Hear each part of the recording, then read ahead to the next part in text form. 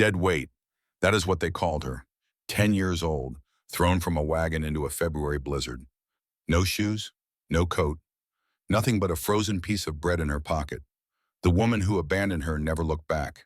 But someone else did. And what happened next would save 347 children over the next 50 years. The little girl's bare feet left blood in the snow, each step a red stain on white. 10-year-old Emma Whitfield did not look back at the wagon disappearing into the blizzard. She had learned long ago that looking back only made the leaving worse, that people who abandoned you never turned around, and if you forced them to, they would only hate you for it. The February storm swept through the Bitterroot Valley like the wrath of God himself. Wind cut through her thin dress like knives made of ice. Her teeth chattered so hard she thought they might crack. But she kept walking, one foot in front of the other. Blood and snow, blood and snow. In her pocket, a frozen piece of bread. That was all she had left from 8 months with the Harmon family. Dead weight. The words echoed in her head like a curse.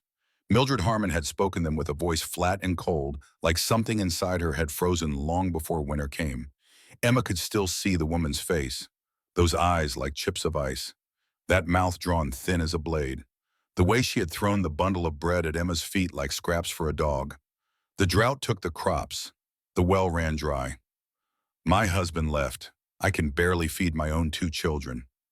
You think I can afford to keep feeding a mouth that ain't even mine? Emma had begged. She had promised to work harder, eat less, sleep in the barn instead of the house. She had done everything right, everything they asked, and it still was not enough. That is the thing about dead weight, girl. Mildred's voice had been sharp as broken glass. Does not matter how hard it tries. It is still just weight, dead weight. The wagon had creaked away into the white. Emma had stood there watching until there was nothing left to see. Then she had bent down, picked up the frozen bread, and started walking. That was 3 hours ago, or maybe 4. She had lost track of time somewhere in the endless white. Her feet had stopped hurting a while back. First came the burning like someone was holding flames against her skin. Then came the numbness. And now there was nothing at all. Just a hollow absence where feeling used to be. She knew that was bad. She had heard the men at the mining camp talk about frostbite, about toes turning black and falling off, about gangrene spreading up through legs like poison through water. But knowing did not help. Knowing did not make her feet work any better. Knowing did not summon shelter out of the empty white wilderness. Emma thought about her father, Thomas Whitfield, copper miner. Dead 3 years now, buried under 1,000 tons of rock when the tunnel collapsed. They never found his body, just his lunch pail, dented and covered in dust, recovered from the rubble 2 weeks later. You are going to be something special, Emma girl. He used to say that when he carried her on his shoulders after his 12-hour shifts underground. I can see it in you, something bright, something strong. Do not you ever let nobody tell you different. She had believed him then, believed that she was special, believed that the world had a place for her. She was not sure she believed anything anymore. The wind screamed. Emma stumbled. Her knee hit something hard beneath the snow and she went down. The impact barely registered. Her body had stopped sending proper signals to her brain. Everything felt distant, muffled, like she was watching herself from very far away. She lay there in the snow. It was soft, almost warm in a strange way. Her body had stopped shivering, and that was probably bad, but she could not remember why. Get up. The voice in her head sounded like her father, clear as if Thomas Whitfield was standing right beside her. Get up, Emma girl. This is not how your story ends. I am tired, Papa. I am so tired. I know, baby. I know you are. But you got to get up anyway. That is what Whitfields do. We get up. Emma pressed her palms into the snow, pushed, her arms shook. Her whole body screamed in protest. But she got up, one step, then another, then another. The wind shifted, and through the howling of the blizzard, Emma heard something that did not belong. Hoofbeats. Her heart slammed against her ribs. Strangers meant danger. That was the first rule of being alone. People who came looking for lost children rarely had good intentions. There were stories about orphans sold to work crews in the gold mines, stories about things even worse than that. But there was nowhere to hide. Nothing but snow and trees and the howling white void. So Emma stood there, swaying on her frozen feet, and waited for whatever was coming. The horse emerged from the blizzard like a ghost, a big chestnut mare with a white blaze on her forehead moving through the snow like it was nothing, and on her back, a man, tall, broad shoulders, gray hair visible beneath a worn hat, a face like weathered leather lined and hard from years of sun and wind. But his eyes were something else entirely. He saw her. Emma watched it happen, watched his expression shift from surprise to something that looked almost like pain, like the sight of her standing there in the snow had reached inside his chest and squeezed. The horse stopped. Lord Almighty, his voice was rough, low. What in God's name? He was off the horse before Emma could move. Boots hitting snow, moving toward her, slow and careful like she was a wild thing that might bolt. Easy now, easy. I am not going to hurt you. Emma could not move, could not run even if she wanted to. Her body had stopped obeying her commands somewhere in the last hour. You alone out here. She tried to nod, the world tilted sideways. Whoa now, strong hands caught her before she hit the ground. Warm hands, so warm they burned against her frozen skin like brands of fire. I got you, child. You are all right now. Emma looked up at him, this stranger with the sad eyes and the gentle hands. A question formed in her throat, pushing past cracked lips and chattering teeth. Why? The man paused. Something flickered across his face. Old pain, old grief, scars that had never quite healed. Why what? Why did you stop? Silence. Just the wind and the snow and the sound of her own ragged breathing. Because somebody should have, he said quietly. A long time ago, somebody should have stopped for me. He lifted her onto the horse like she weighed nothing, swung up behind her. One arm wrapped around her waist, solid and steady as an oak tree. Name is Nathaniel Thornton. Got a ranch about 2 miles north of here. You hold on now here. Do not you let go. Emma's frozen fingers found the saddle horn. I do not have nowhere else to go, she whispered. You do now. The horse surged forward. The storm swallowed them whole. Emma should have been afraid. A stranger. An unknown destination. Every survival instinct she had developed over 3 years of being alone screamed at her to be careful, to watch for signs of danger, to keep her guard up. But something in his voice had broken through her defenses. Something in the way he held her, careful but not possessive, protective but not controlling. For the first time in 3 years, she felt something that was not fear or hunger or the cold certainty of being alone. She felt hope, and that terrified her more than the blizzard ever could. The ranch house materialized out of the white like an answer to a prayer Emma had stopped believing in. 2 stories, stone and timber. Windows glowing warm against the storm, bigger than anything she had ever seen, bigger than the orphanage in Helena, bigger than the Harmon farmhouse and barn put together. Martha, Nathaniel's voice cut through the wind. Martha, open up. The door flew open. A woman stood there. Gray-streaked black hair pulled back tight, weathered face, dark eyes that went wide when she saw Emma. Nathaniel Thornton, what in the name of all that is holy, found her in the storm, half frozen. Get the fire built up. Get blankets. Move. Martha did not argue. She turned and disappeared into the house, already shouting. Benjamin, get in here. We got trouble. Nathaniel carried Emma inside. The warmth hit her like a physical force. She gasped, her body suddenly remembering what it felt like to not be dying. Set her by the fire. A man appeared from somewhere deeper in the house. Younger than Nathaniel. Strong build, dark skin, calloused hands, and sharp eyes that missed nothing. I will get the blankets. Benjamin, I know. Yes, sir. I know. They moved around her like a storm of their own. Blankets appeared from nowhere. Someone pressed a cup of something hot into her hands. Emma could not hold it. Her fingers would not work. So Martha held it for her, tipping it against her lips. Small sips, child. Small sips. That is it. The liquid was warm and sweet. Tea, maybe, or something stronger. Emma could not tell. All she knew was that it burned going down, and that burning meant she was still alive. What is your name, child? Emma looked up at Martha. The woman's face was hard, but her eyes were soft. Worried, like she actually cared what happened to some half-frozen orphan girl dragged in from a blizzard. Emma. Honey Whitfield. Me Whitfield.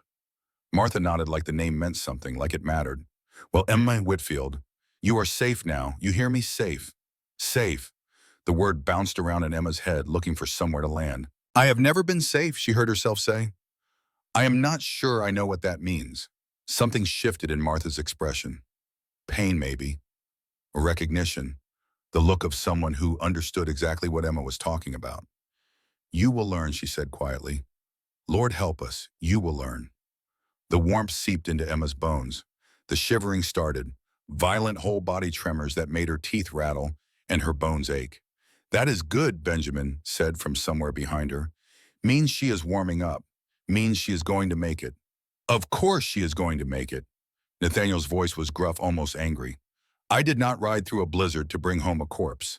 Emma looked at him. This man who had stopped, this stranger who had pulled her out of the snow when he had no reason to, when nobody would have blamed him for riding on by. Why? Nathaniel paused. Why what? Why did you help me? You do not know me. You do not owe me nothing. The room went quiet. Martha and Benjamin exchanged a look that Emma could not read, some silent conversation passing between them. Nathaniel walked over and crouched down in front of her. Up close she could see every line on his face, every year of sun and wind and grief carved into weathered skin. I had a daughter once, he said. His voice was low, rough, not by blood but mine all the same. Emma's breath caught. She came to this ranch the way you did, half dead, half starved, running from people who should have protected her but did not. My wife Catherine, she saw something in that girl, took her in, raised her like our own. He paused. His eyes were wet, catching the firelight. Fever took them both. Catherine first, then Lily 5 years later. 16 years old, brightest thing this ranch ever saw. He looked at Emma, and something raw and wounded moved behind his eyes. I could not save them, could not save either one. But maybe, he shook his head, maybe I can save you.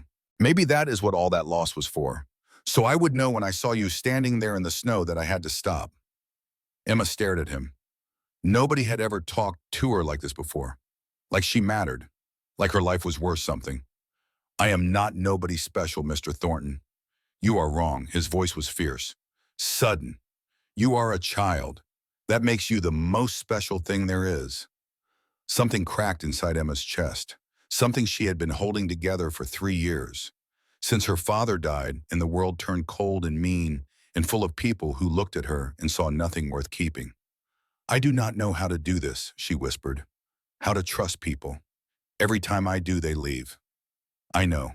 Nathaniel's voice softened. I know that is what you have learned, but I am not leaving. This is my home, has been for 30 years. And if you want it, he paused, it can be yours too. The tears came then. Emma had not cried in 3 years, had not let herself. Crying was weakness. Weakness got you hurt. Weakness got you left behind. But now the tears poured down her face hot and fast, and she could not stop them. Did not want to stop them. Martha was there, arms around her, holding her tight. Let it out, child. Let it all out. You have been carrying this alone too long, Emma cried. She cried for her father dead in the dark, for her mother who she had never known, for the orphanage and the years of waiting for someone to want her, for the Harmon family and the wagon and the frozen bread in her pocket. She cried for every person who had looked at her and seen nothing worth keeping, and through it all they held her, Martha and Nathaniel and Benjamin, strangers who had no reason to care, strangers who cared anyway. When the tears finally stopped, Emma's throat was raw and her eyes burned, but something felt different, lighter, like a weight she had been carrying for years had finally been set down. Better, Martha asked. Emma nodded. She did not trust her voice. Good. Martha stood up, all business again. Now you need food, you need a bath, you need sleep, in that order. Yes, ma'am. None of that ma'am nonsense. You call me Martha. Everyone does. Emma almost smiled. Almost. Yes, Martha. The kitchen was warm, lit by oil lamps and the glow from the cook stove. Emma sat at a big wooden table, too big for just 3 people, she noticed. 6 empty chairs pushed in neat, waiting for someone to sit in them. This is a big table, she said quietly, for just 3 people. Martha set a plate in front of her. Roasted chicken, potatoes, fresh bread still warm from the oven. More food than Emma had seen in weeks. Used to be more of us. Martha's voice was careful, neutral. Might be more again someday. Lord works in mysterious ways. Emma looked at Nathaniel. He was watching her with an expression she could not quite read. You are not the first child I have pulled out of a storm, he said. Probably will not be the last. Emma waited. She could feel the weight of unspoken words hanging in the air. This valley. Nathaniel's jaw tightened. Folks do not always treat their young ones right. Times get hard and children get thrown away like they are nothing, like they do not matter. His eyes moved to the empty chairs, the quiet house, the space that should have been filled with noise and laughter. I got room here, more than I need, more than I could ever use alone. Seems to me that room ought to mean something, ought to be used for something good. Emma stared at him. You take in strays, I take in children who need a home. His eyes met hers. There is a difference. She looked down at her plate. Everything blurred through fresh tears. I do not know if I can stay. I do not know if I know how. That is all right. Nathaniel's voice was gentle. You got time to figure it out. Nobody is rushing you. Emma picked up a piece of bread. It was warm, soft, fresh from the oven. She bit into it and the taste was so good, butter and salt and simple, honest bread, that her eyes filled with tears again. Eat, Martha said gruffly. Cry if you need to, but eat. Emma ate. She ate until her stomach ached, until she could not force down another bite. And through it all, nobody rushed her. Nobody watched her with suspicious eyes. Nobody counted the cost of feeding her. When she was finished, Benjamin cleared the dishes while Martha led Emma upstairs. This is your room, Martha said, opening a door. Emma stopped in the doorway. Her heart stuttered. A real bed, metal frame, thick mattress, clean sheets, a window overlooking the valley, a dresser with a mirror, a wardrobe, a braided rug on the wooden floor. This is mine, yours. Martha's voice softened. For as long as you need it. Emma walked into the room slowly, touched the bed, the dresser, the wardrobe. Real, solid, hers. Martha, yes, child. Those empty chairs at the table, those empty rooms in this house. Emma turned to look at her. What happened to the people who used to fill them? Martha was quiet for a long moment. Something old and sad moved across her face like a shadow. Life happened, she said finally. Death, loss, the way the world takes and does not give nothing back. She paused. But Nathaniel, he does not believe that is how it has to be. He thinks the world can give too if you let it, if you open your door wide enough. She walked to the doorway. Sleep now. Tomorrow is a new day. We will figure out the rest. Then she was gone. The door closed softly behind her. Emma stood alone in the room that was hers. Outside, the storm still raged. But in here, she was warm, safe, fed. She thought about Mildred Harmon, about the wagon and the cold, and the words that had cut deeper than any wind. Dead weight. She thought about Nathaniel Thornton, about the sadness in his eyes and the empty chairs at his table, about what he had said about his daughter Lily, about his wife Catherine, about all the loss that had led him to stop for a frozen girl in a blizzard. She thought about the 6 rooms in this big house and the children who might someday fill them. Emma walked to the window. The snow was still falling, but she could see lights in the distance. The barn maybe, or the bunkhouse where ranch hands slept. This place was real. This chance was real. And maybe, just maybe, she could be real too. She climbed into the bed. The mattress was soft. The blankets were warm. She sank into them like they were arms holding her close. Thank you, Papa, she whispered into the dark. Thank you for teaching me to get up. She closed her eyes. And for the first time in 3 years, Emma Whitfield slept without dreaming of being left behind. She did not know it yet, but her story was just beginning. 6 more children were out there in the cold. 6 more lives waiting to be saved. And this ranch, this warm, wounded waiting place, would become home to them all. The days that followed moved slow and strange, like wading through water instead of air. Emma spent most of her time watching, learning, trying to understand the rhythms of this place and the people who lived in it. Martha ran the house like a general commanding an army. Nothing escaped her notice. No dust on the shelves, no wrinkle in the linens, no meal served late. She was hard on the outside, all sharp words and sharper looks. But Emma noticed things. The way Martha tucked extra biscuits onto her plate when she thought nobody was watching. The way she hummed hymns while she worked. The way she always seemed to know when someone needed a kind word, even if that kind word came wrapped in gruff instruction. Benjamin cared for the horses with a patience and gentleness that surprised Emma. He talked to them like they could understand every word. He was a quiet man, but when he spoke, his words carried weight. And Nathaniel.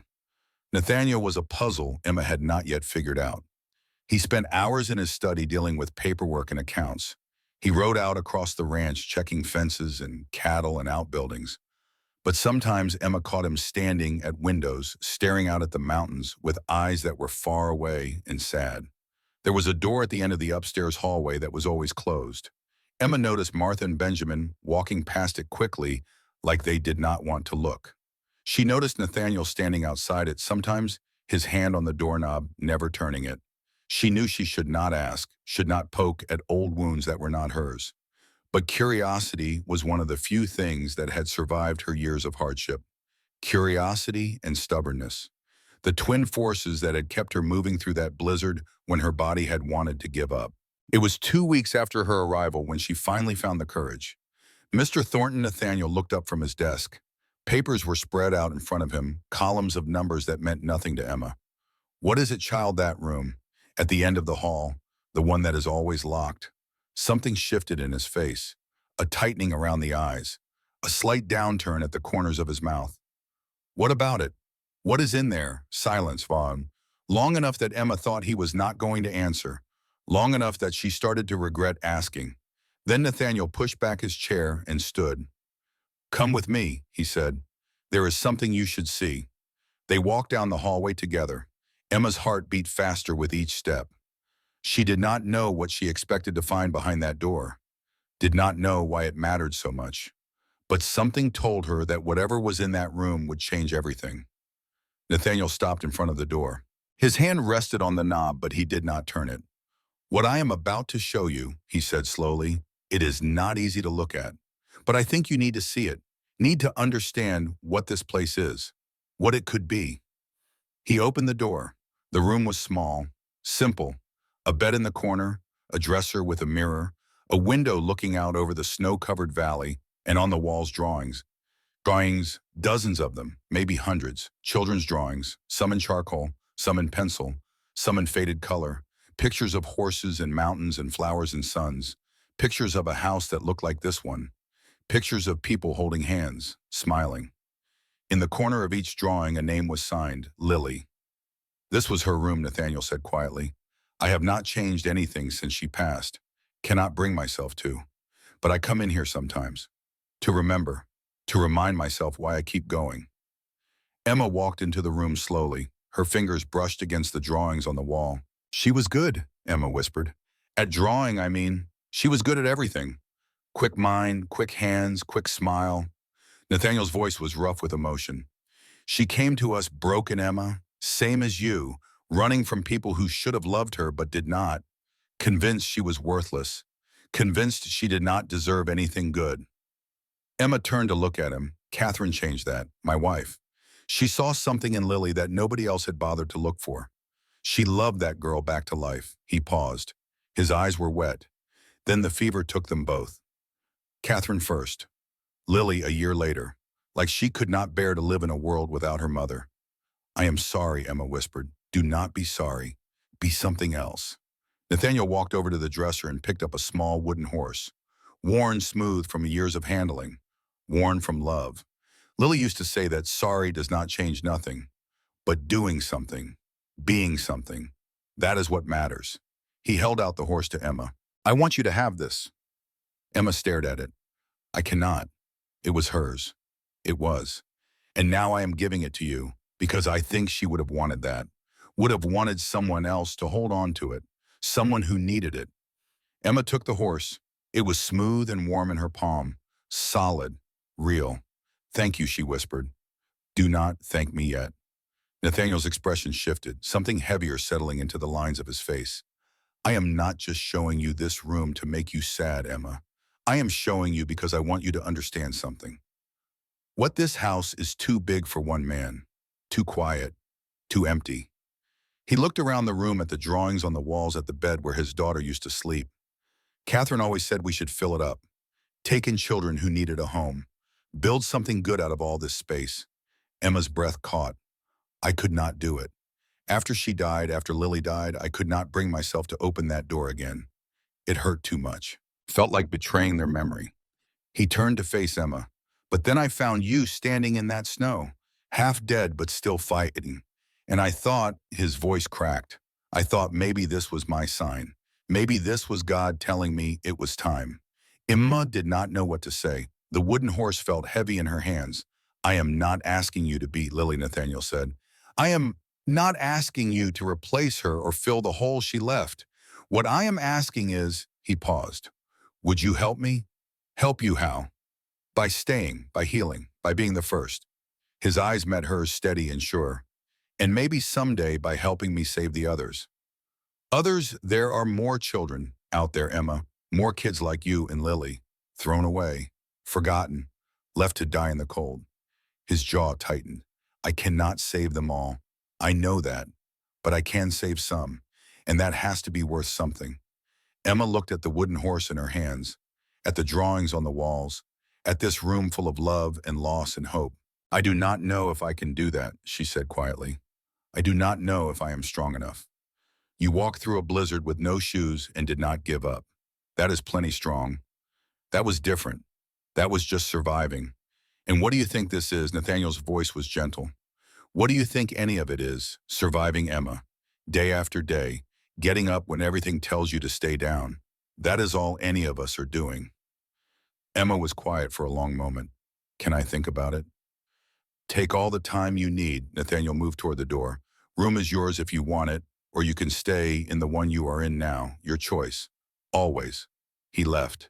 Emma stood alone in Lily's room, surrounded by drawings of a life that had ended too soon. She looked at the wooden horse in her hands. I do not know if I can be what he needs, she whispered to no one. I do not know if I can be anything.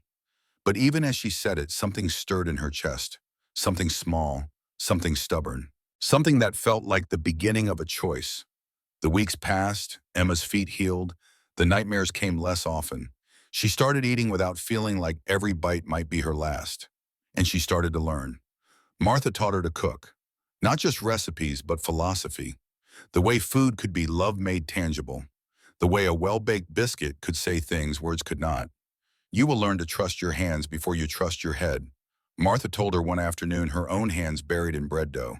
Hands know things the mind does not want to admit. What kind of things? When something is ready.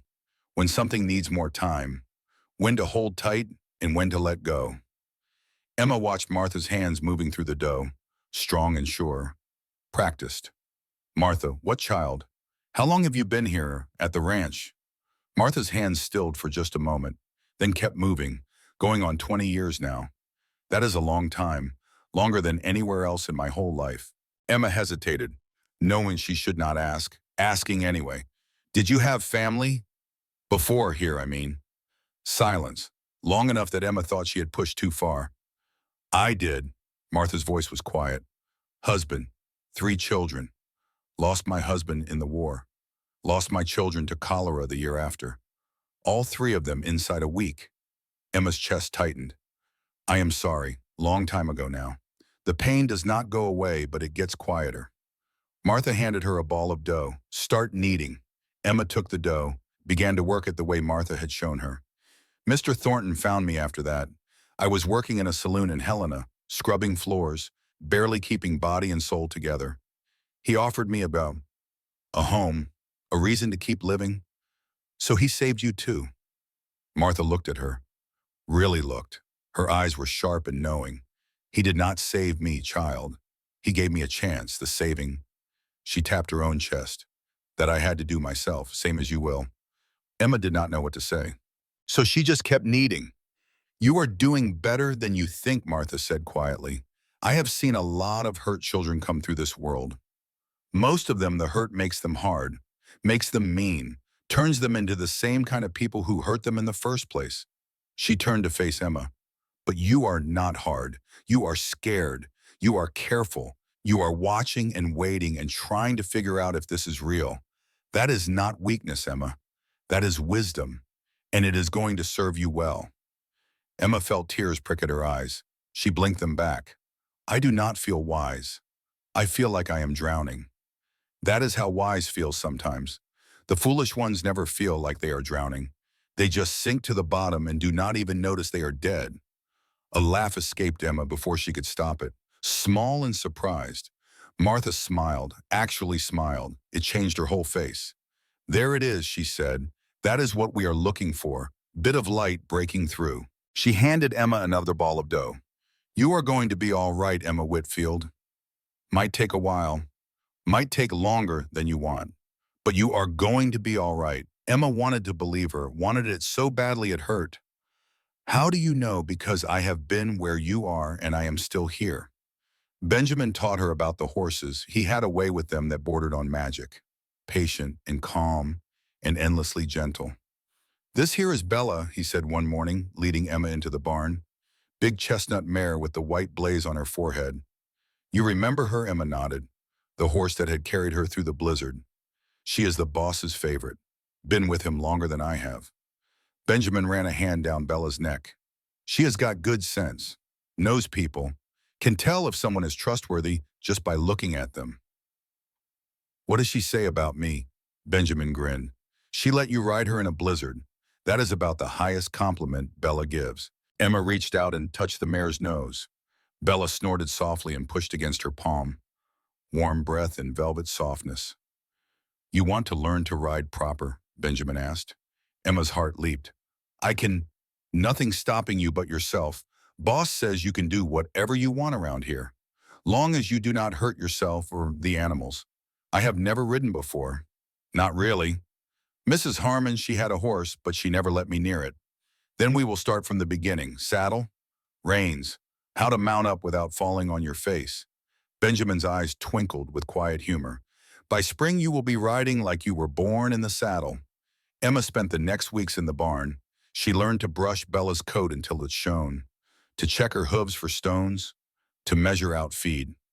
She learned to read the mare's body language, the flick of an ear, the swish of a tail, the soft nicker that meant trust. And she learned to ride. Keep your heels down, Benjamin called as Emma circled the corral. Relax your shoulders. You are stiff as a fence post. I am trying not to fall off. You will not fall off. Bella will not let you. Trust her. Trust. That word again. Emma took a breath, let her shoulders drop, stopped gripping the reins so tight, and something shifted. The fear did not disappear. It never completely disappeared, but it faded, replaced by something else. The wind in her hair, the horse moving beneath her, the sky stretching endless overhead. There you go. Benjamin was grinning when she brought Bella to a stop. There you go, little miss. You are a natural. I am not a natural. I am just stubborn. Same thing far as horses are concerned. Emma patted Bella's neck. The mare snorted approvingly. Benjamin, thank you for teaching me. Nothing to thank. Teaching is easy when the student wants to learn. He paused, his expression turning thoughtful. Besides, boss told me to keep an eye on you. Make sure you are settling in. And what are you going to tell him? Benjamin studied her for a moment. His eyes were kind. I am going to tell him you are going to be just fine. Might take a while. Might be some bumps along the way. But you are going to be just fine. Emma wanted to believe him, was starting to believe him. And that was the scariest thing of all. It was a gray morning 3 weeks after Emma's arrival when the sound of hoofbeats shattered the quiet of the ranch. She was in the barn with Benjamin when she heard the shout. Mr. Thornton, Nathaniel's voice sharp with urgency. We got a situation. They ran outside. Benjamin emerged first, a rifle in his hands. A man was riding up the road to the ranch, pushing his horse hard. He reined up in front of the house and practically fell out of the saddle. Mr. Thornton, thank God. Thank God I found you. Easy there, Jacob. Nathaniel was already on the porch, his face set in hard lines. What has happened? The Henderson place. Fire, the whole thing went up last night. The man's voice was shaking. Tom Henderson is dead. His wife, too. Emma's blood went cold. And the children. 2 of them, a boy and a girl. They got out somehow. I found them this morning hiding in the barn that did not burn. Jacob was crying now, tears cutting tracks through the dirt and ash on his face. They have not got nobody, Mr. Thornton. Not a soul in the world. I did not know where else to bring them. Nathaniel's face had gone hard, stone hard, the face of a man making a decision that would change everything. Where are they now? In my wagon, down the road. I did not want to bring them up without asking first. Did not know if you would bring them. Nathaniel's voice was flat, final. Bring them now. Jacob nodded and rode off. Nathaniel stood there for a moment, staring after him. Then he turned and saw Emma watching from the barn door. Their eyes met. Martha Nathaniel called without looking away from Emma. Get 2 more beds ready. We have got company coming. Emma's heart was pounding. 2 more children, 2 more lives broken and lost and needing somewhere to go. You ready for this? Nathaniel asked quietly, still looking at her. Emma thought about Lily's room, the drawings on the walls, the empty chairs at the big table. No, she said honestly, but I do not think that matters. Something flickered across Nathaniel's face. Approval maybe, or understanding. No, he said, it does not. The wagon appeared 20 minutes later. Jacob drove, his face gray with exhaustion, and in the back, huddled together under a thin blanket, were 2 children. A boy, maybe 12 years old. Dark hair, dark eyes, jaw set hard like he was trying not to cry. And a girl, younger, maybe 8, clinging to the boy's arm like he was the only solid thing left in the world. Emma watched from the porch as Nathaniel walked to the wagon. He moved slowly, carefully, the same way he had approached her in the blizzard. Hey there, he said softly. My name is Nathaniel. This is my ranch. You are safe here. The boy did not answer, just stared at Nathaniel with eyes that had seen too much. The girl started to cry. Shh, Rose. The boy pulled her closer. It is okay. I got you. Rose? The girl's name was Rose. What is your name, son? Nathaniel asked. Daniel. The boy's voice was rough, defensive. Daniel Carter. This is my sister Rose May. You are not Hendersons. No, sir. We were staying with them, working the farm. Daniel's jaw tightened. They took us in after our ma died, said they would give us a home if we worked for it. Emma's chest ached. She knew that story. Knew it too well. Well, Daniel, Nathaniel held out his hand. You do not have to work for a home here. You just have to want one. Daniel stared at the offered hand. Did not take it. That is what the Hendersons said too. I am not the Hendersons. How do I know that Emma moved before she knew what she was doing? Down the porch steps, across the yard, until she was standing next to Nathaniel. You do not, she said. You do not know nothing about this place or these people. You have got no reason to trust them. Daniel looked at her. Suspicious? Guarded. Who are you? My name is Emma. I got here 3 weeks ago. Found half dead in a blizzard. She held up her hands, showing the healing scars where the cold had split her skin. I know what you are feeling right now. I know it seems impossible that this could be real, that anyone could actually want to help you. Daniel did not respond, but something shifted in his eyes. A crack in the wall.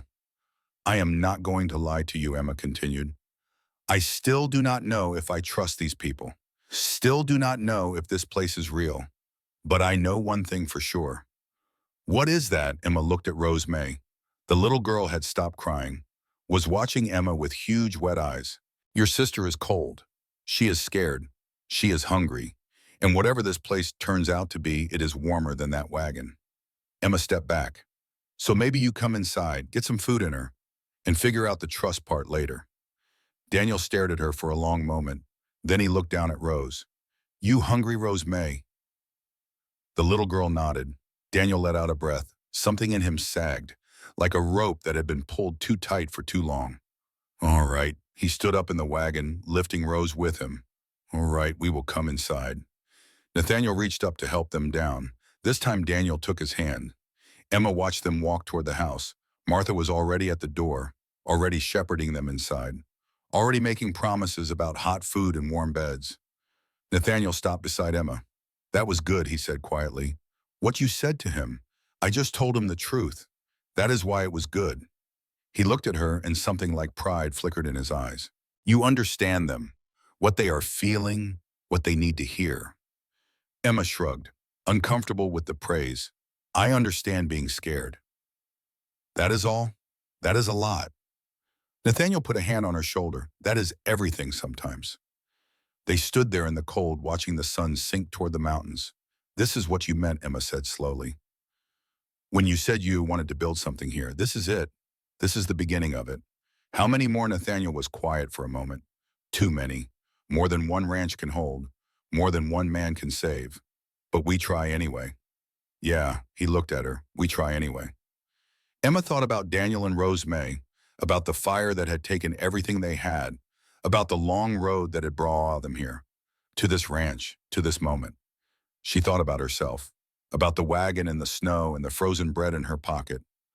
I want to help, she said. The words came out before she could stop them. I want to help you save them. Nathaniel was quiet for a moment. You sure know? Emma shook her head. I am not sure about nothing, but I am tired of being scared. I am tired of just surviving. I want to do something that matters. She looked up at him. I want to be something that matters. Nathaniel did not smile, but something in his face softened. You already are, Emma. You just do not know it yet. He turned and walked toward the house. Emma stood there in the fading light watching him go. 3 weeks ago, she had been dying in a blizzard, convinced she was worthless. Now she was standing on her own 2 feet, in her own boots, making her own choices. And somewhere inside her, in a place she had thought was dead forever, something was growing. Hope, real hope, the kind that did not need to be protected or hidden or kept small. Emma took a breath, let it out slow. Then she followed Nathaniel inside, ready to meet the next chapter of whatever this story was going to be. But she did not know what was coming.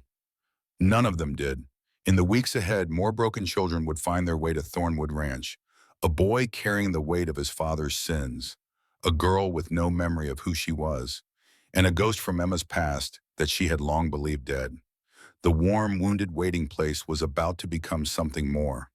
A family, a home, a light in the darkness, and the wealthiest rancher in 3 counties was about to discover that saving others was the only way to save himself. Daniel Carter did not trust anybody. That much was clear from the first night. He sat at the dinner table with his arm wrapped protectively around Rose May, watching every movement, tracking every hand that reached for the bread basket or the salt shaker. His food sat untouched on his plate while his sister ate. Only when Rose May was full did he pick up his own fork. Emma recognized that look. She had worn it herself 3 weeks ago. You do not have to protect her from the potatoes, Benjamin said, his voice gentle despite the joke. They are not going to bite. Daniel's jaw tightened. I am not hungry. You are lying. Emma spoke before she could stop herself. You are starving. I can see it in your face, but you will not eat until you are sure she is safe. Daniel turned to look at her. His eyes were hard, suspicious. How would you know? Because I did the same thing. First night I was here, I could not eat either. Kept waiting for someone to snatch the plate away. Tell me I had not earned it. Rose May looked up from her food. Did they take it away? Oh. Emma shook her head. They let me eat until I was sick. Then they gave me more. The little girl's eyes went wide. She looked at Martha, then at Nathaniel, then back at Emma. That true, mister? She asked Nathaniel. You really let her eat all she wanted, every last bite? Nathaniel's voice was soft. And I will do the same for you and your brother. Tonight, tomorrow, every day after that. Long as you are under this roof, you do not go hungry. That is a promise. Rose May tugged on Daniel's sleeve. Daniel, he promised. Promises do not mean nothing, Rose. Daniel's voice was bitter. People say all kinds of things. Then watch what we do. Nathaniel met the boy's eyes. Ignore the words. Watch the actions. And when you have seen enough, you can decide for yourself if we are worth trusting. Daniel stared at him for a long moment. Something flickered in his expression. Not trust, not yet, but maybe the beginning of something, Osimon. He picked up his fork and started to eat. Emma let out a breath she did not know she had been holding. That night, she found Daniel standing outside Lily's room. The door was open. He was staring at the drawings on the walls. Who was she? He asked without turning around. Emma moved to stand beside him. Her name was Lily. She was Nathaniel's daughter. Not by blood, but his all the same. What happened to her fever? 5 years ago. Daniel was quiet for a moment. He keeps her room like this. All her stuff, her drawings. Yeah. Why Emma thought about that. I think it helps him remember why he does this. Why he takes in kids like us. Daniel turned to look at her. In the lamplight, he looked older than 12. Worn down, used up. The Hendersons were not bad people, he said quietly. They worked us hard, but they fed us, kept a roof over our heads. He trailed off. You thought maybe they would start to love you, Emma said softly. Yeah, his voice cracked.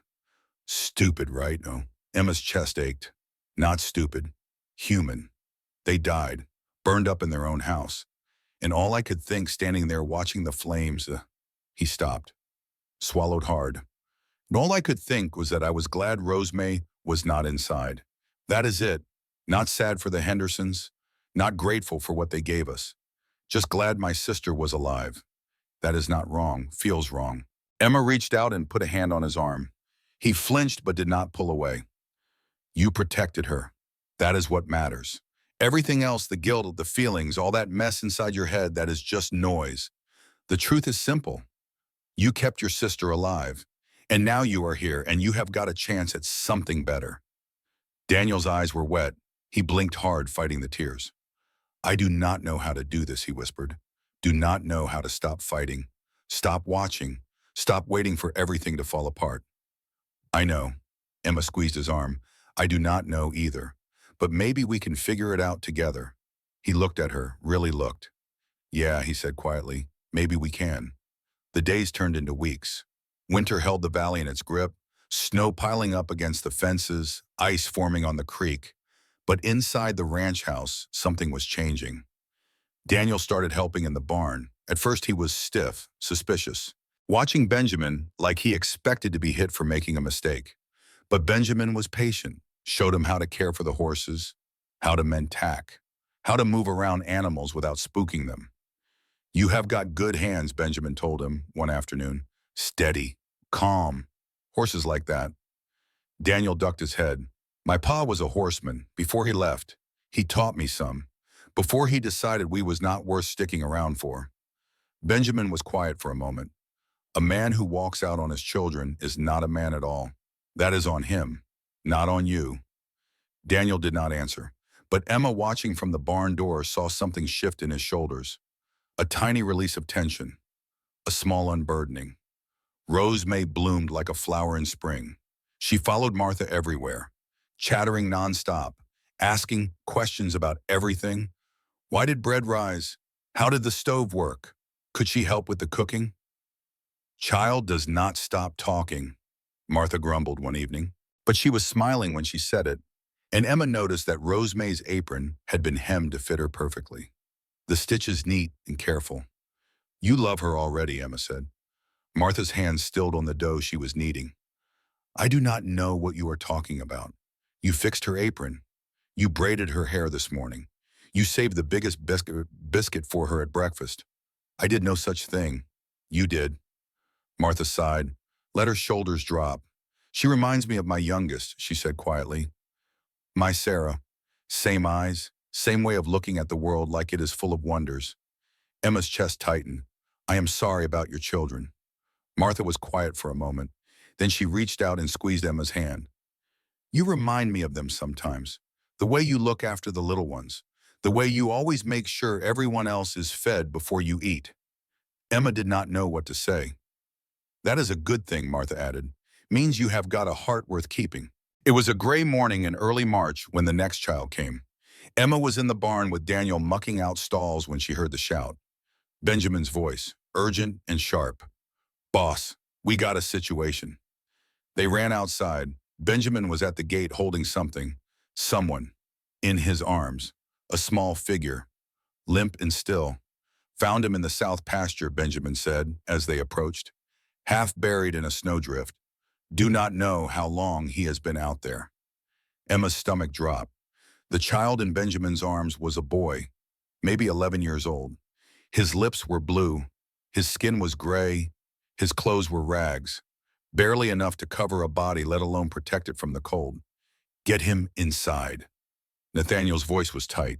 Now, they carried the boy into the kitchen. Martha had water heating before anyone could ask. Emma grabbed blankets while Daniel stood frozen in the doorway, his face white. Is he alive? Daniel asked. Barely. Nathaniel was stripping off the boy's wet clothes. His movements quick and efficient. Benjamin, get the copper tub. We need to warm him up slow. Too fast and his heart might give out. Rosemary appeared at Daniel's elbow. What is happening? Who is that? Do not know yet. Daniel pulled her back. Stay out of the way, Rose. Let them work. Emma knelt beside the boy. His eyes were closed, his breathing shallow and uneven. But he was breathing. That was something. Hey, she said softly. Hey, can you hear me? You are safe now. You are going to be okay. No response. What is your name? Can you tell me your name? The boy's eyelids fluttered. His lips moved, but no sound came out. It is all right. Emma took his frozen hand in hers. You do not have to talk. Just rest. We got you. They worked for hours, warming him slowly, spooning broth into his mouth, wrapping him in blankets, praying he would make it through the night. He did. By morning, color had returned to his cheeks. His breathing was stronger. And when Emma came to check on him, his eyes were open. Hey there, she said softly. He stared at her. His eyes were dark, almost black, filled with a fear so deep it made Emma's chest hurt. You are at Thornwood Ranch, she said. You are safe here. No one is going to hurt you. The boy did not respond, just kept staring at her like she was speaking a language he did not understand. Can you tell me your name, Silence? It is okay if you cannot talk. Some people, when they have been through bad things, the words get stuck. I understand that. She held up her hands, showed him the scars on her palms. Frostbite, from walking through a blizzard with no shoes, hurt like hell when it was healing. But it healed. I healed. And you will too. The boy's eyes moved to her scars, then back to her face. Samuel. The word was so quiet, Emma almost missed it. Samuel. My name is Samuel. Samuel Prescott. Samuel. Emma smiled. That is a good name. Strong name. My pa's name. Samuel's face twisted. They hanged him 3 months ago. Said he was a horse thief. Emma's stomach clenched. Was he? Yeah. Samuel's voice was bitter. He was. But he was still my pa. And after they hanged him, nobody wanted nothing to do with me. Said I was bad blood. Said I would end up just like him. He looked away. Maybe they are right. Maybe I am bad blood. Maybe that is all I will ever be. Emma thought about her own father, about the mine collapse, about all the things people said about orphans and throwaways and children who came from nothing. Let me tell you something, Samuel Prescott. She waited until he looked at her. I do not care who your pa was. I do not care what he did. You are not him. You are you, and you get to choose who that is. Easy for you to say. No, it is not easy at all. Emma leaned forward. It is the hardest thing in the world. Deciding to be something different than what everyone expects. Fighting against all the voices that tell you you are worthless. She paused. But it is possible. I know it is, because I am doing it. Samuel stared at her for a long moment. His eyes were still wary, still scared, but underneath the fear, Emma saw something else. Hope. Small and fragile and barely there. But there. You really think I could be different, he whispered. Then my pa, I think you already are. Emma stood up. You are alive, Samuel. You survived. You made it here. That took strength. That took will. And that tells me everything I need to know about who you are. She headed for the door. Emma, she turned back. Thank you, Samuel's voice cracked, for not looking at me like I am something dirty. Emma's heart ached. You are not dirty, Samuel. You are just a kid who has been through hell. And now you are somewhere that maybe, just maybe, can help you find your way back. She left him alone with his thoughts. But that night when she passed his room, she heard something she had not expected. Crying. Real crying. The deep, shuddering sobs of someone who had finally found a safe place to break. Emma stood outside the door for a moment. Then she knocked softly. Samuel, you okay? The crying stopped. Silence. Can I come in? More silence. Then so quiet she almost missed it. Yeah. Emma opened the door. Samuel was sitting up in bed, his face wet with tears, his arms wrapped around his knees. She crossed the room and sat down on the edge of the bed. Did not say anything, just sat there. I keep seeing it, Samuel whispered. The rope, the way he looked at me before they... His voice broke. I know. Emma's voice was soft. How do you make it stop? The picture's in your head. You do not. Not really. Emma thought about her own nightmares. The wagon disappearing into the snow. Mildred Harmon's cold eyes. But they get quieter, easier to live with. Takes time. How much time, do not know. different for everyone. She squeezed his arm, but you do not have to do it alone. That is the thing about this place. Nobody here is alone. Samuel looked at her. His eyes were red-rimmed, exhausted. You really believe that I am starting to? Emma smiled softly. Ask me again in a few months. Maybe I will be sure by then. A sound escaped Samuel. Not quite a laugh, but close. You are strange, Emma Whitfield. I know. She stood up. Get some sleep, Samuel. Tomorrow's a new day. And around here, new days mean new chances. She headed for the door. Emma, she turned back. I am glad Benjamin found me, Samuel said quietly. I am glad I did not die in that snowdrift. Emma felt tears prick at her own eyes. Me too, Samuel, me too. Spring came slow, melting the snow inch by inch, revealing the green beneath. The ranch stirred back to life. Cattle needed moving, fences needed mending, and the big house that had once been so empty was now full of noise. 4 children, 4 stories, 4 lives broken and healing and still mending. Emma watched them sometimes when they did not know she was looking. Daniel and Samuel in the barn arguing about the best way to shoe a horse. Rose May in the kitchen, standing on a stool beside Martha learning to knead bread. All of them together at the big table, filling the empty chairs, filling the empty spaces. You did this, Nathaniel said one evening, coming to stand beside her on the porch. Did what brought them together. Made them feel like they belong.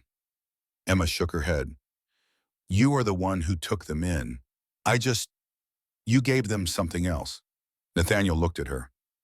You gave them hope, Emma. You showed them what was possible. Emma did not know what to say. The words felt too big, too heavy. I just told them the truth, she said finally, about what it is like to be scared, to be alone, to think you are worthless. That is all. That is exactly it. Nathaniel's voice was soft. You understand them. You speak their language. And that is worth more than any roof or any meal. He paused. Catherine always said the same thing. Said the best way to help someone heal was to show them they were not alone, that somebody else had been where they were and made it through. Did she every day, with Lily, with me, with everyone who crossed her path. Nathaniel's eyes were distant, lost in memory. She had a gift for seeing the broken places in people. And instead of turning away from them, she moved toward them, made them feel seen, made them feel worthy. He looked at Emma. You have got that same gift, Emma. I have watched you use it with Daniel, with Rose May, with Samuel. You see them, really see them, and that changes everything. Emma felt tears burning in her eyes. She blinked them back. I do not feel gifted, she whispered. I just feel like I am making it up as I go. That is what all the best people feel like. Nathaniel smiled. The ones who think they have got it all figured out, they are the dangerous ones. The humble ones, the scared ones, the ones who keep trying even when they are not sure. Those are the ones who change the world. He squeezed her shoulder. You are changing this world, Emma, one child at a time, and I am proud to watch you do it. Emma could not speak. The tears were falling now, hot and fast, and she could not stop them. But for the first time in her life, they were not tears of grief or fear or loneliness. They were tears of something else entirely. Something that felt like belonging, something that felt like home. The rider came at dusk, pushing his horse hard through the spring mud. Emma saw him first from the barn door, a dark shape moving fast against the fading light. Benjamin, she called, someone is coming. By the time the rider reached the yard, Nathaniel was already on the porch, his face set in hard lines. Emma recognized that look. It meant trouble. Mr. Thornton, the rider pulled up, breathing hard, got a message from town. Sheriff Dalton says you need to come in. Says there has been some talk. What kind of talk about the children? Where they came from? Whether you have got the right to keep them? Emma's blood ran cold. Nathaniel's expression did not change. I have got every right. They are under my protection. Nobody is claiming them. It is not me you have got to convince. The rider shifted in his saddle. Sheriff just said you should come, sooner rather than later. Tell him I will be there tomorrow. The rider nodded and rode off. Nathaniel stood on the porch watching him go. What does that mean? Emma's voice came out smaller than she wanted. What kind of questions? Nathaniel turned to look at her. It means somebody has been stirring up trouble. And I have got a pretty good idea who. Who? Virgil Crawford. Nathaniel's jaw tightened. His family has been fighting mine for 30 years over that south pasture. He cannot beat me in court, cannot beat me in business. So he is trying a different angle. The children. The children. Nathaniel came down the porch steps. He is probably telling folks I am collecting orphans to use as free labor, or that I am running some kind of illegal operation. Something to get the law involved, but that is not true. You are not like that. I know. You know. But people in town do not. All they see is a rich man with a big ranch suddenly filling his house with homeless children. He paused. Looks suspicious if you want it to. So what do? We go to town. We answer their questions. We show them who these children really are. Nathaniel looked at her. You up for that? Emma thought about Daniel and Rose May, about Samuel, about the home they were building together. Yeah, she said, I am up for that. The town of Copper Hollow sat at the base of the mountains, a small cluster of buildings that served the ranchers and miners scattered across the valley. Emma had never been there, had only heard stories from Benjamin and Martha about the general store and the church and the saloon where cowboys spent their wages. She rode beside Nathaniel on Bella, her back straight, her chin up. Behind them came Daniel on a borrowed horse, his face set in the same hard lines as Nathaniel. They had left Samuel and Rose May at the ranch with Martha and Benjamin, not wanting to expose them to whatever waited in town. Remember, Nathaniel said as they approached, do not let them see you scared. People smell fear like dogs smell blood. You show weakness, they will tear you apart. I am not scared, Emma lied. Good, keep it that way. The sheriff's office was a small building at the end of the main street. A man stood outside, middle-aged, star pinned to his chest, tired look in his eyes. Beside him stood another man, tall, broad-shouldered, face like it had been carved from granite. That is Crawford, Nathaniel muttered. Stay calm. They dismounted. Nathaniel walked toward the sheriff with Emma and Daniel flanking him. Sheriff Dalton. Nathaniel's voice was cordial, but there was steel underneath. Got your message. Nathaniel. The sheriff nodded. Appreciate you coming in. Did not have much choice the way I hear it. Nathaniel's eyes flicked to Crawford. Virgil. Did not expect to see you here. Just a concerned citizen. Crawford's voice was smooth, oily. Been hearing some disturbing things about your operation out there. It is not an operation, just a ranch full of orphans. Crawford smiled, but it did not reach his eyes. Curious thing, a man your age, no wife, no children of his own, suddenly taking in strays from all over the territory. What I do on my land is my business. Is it? Crawford stepped forward. These children got families, got people looking for them, or did you just collect them like stray dogs? Emma felt Daniel tense beside her. She put a hand on his arm, warning him to stay quiet. Every child in my house was abandoned, Nathaniel said flatly, left to die. I gave them a home. That is all. That is your version. Crawford turned to the sheriff. I have heard different. Heard you might be working these kids, using them for cheap labor. Maybe worse. That is a lie. The words burst out of Emma before she could stop them. Crawford turned to look at her. His eyes ran over her face. Dismissive, contemptuous. And who are you, Emma Whitfield? She stepped forward, her heart pounding. I was the first. Mr. Thornton found me half dead in a blizzard 3 months ago. He did not have to stop, did not have to help. But he did. Touching story. Crawford's voice dripped with fake sympathy, but I have heard touching stories before. Usually they are covering up something ugly. You want to see ugly? Emma's voice rose. I will show you ugly. I will show you the scars on my feet from walking through snow with no shoes. I will show you the marks on my hands from frostbite. That is what your concerned citizen garbage is protecting. People who throw away children like trash. Emma. Nathaniel's voice was warning. Number. She shook her head. I am not going to stand here and let him twist this into something dirty. I know what Mr. Thornton has done for me, for all of us, and I am not going to let some bitter old man with a grudge tear that apart. The street had gone quiet. People were watching from doorways and windows, drawn by the raised voices. Emma felt their eyes on her. Judging, weighing, let them look, she thought. Let them see. Sheriff Dalton cleared his throat. Young lady has got spirit. Spirit does not make her honest, Crawford shot back. Maybe not, but I have known Nathaniel Thornton for 20 years. The sheriff's voice was thoughtful. Never known him to be anything but decent. Cannot say the same about everyone in this valley. Crawford's face darkened. You taking his side, I am not taking nobody's side. I am doing my job. Dalton looked at Nathaniel. You got documentation. Something that proves these children do not got family claiming them. I got records of every child that has come to my ranch, where they came from, how they got there, the circumstances that brought them to me. Nathaniel's voice was calm. You are welcome to look at them anytime. I would like that, Dalton nodded. Tomorrow maybe, bring them by my office.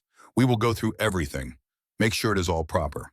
And until then, Crawford demanded, you just let him keep collecting children like cattle.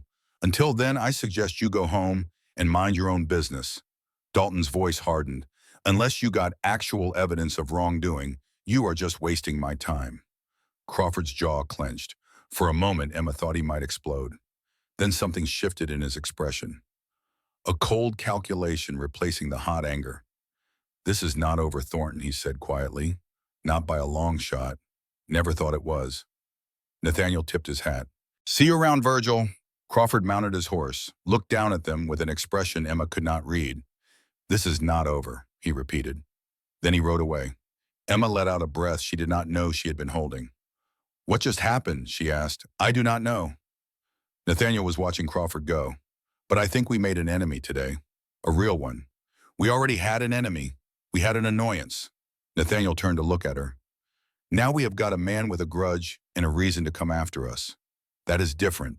So what do? We be careful. We watch our backs, and we do not give him anything he can use against us. They rode back to the ranch in silence. Emma's hands were shaking, the adrenaline of the confrontation still pumping through her veins.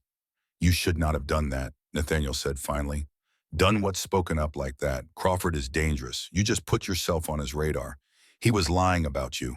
I could not just stand there and let him. Yes, you could have. Nathaniel turned to look at her.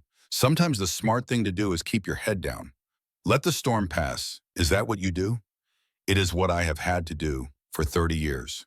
He paused. But I will admit, watching you stand up to him, it was something. Daniel spoke for the first time since they had left town. She was right, though, what she said. Crawford was lying. Of course he was lying. That is what men like Crawford do. Nathaniel's voice was tired. They twist the truth until it serves their purposes, and they do not care who gets hurt in the process. What is he really after? Emma asked. The South pasture you mentioned. That is part of it. His father lost that land to my father in a card game 30 years ago. Virgil has never forgiven us for it. Nathaniel shook his head.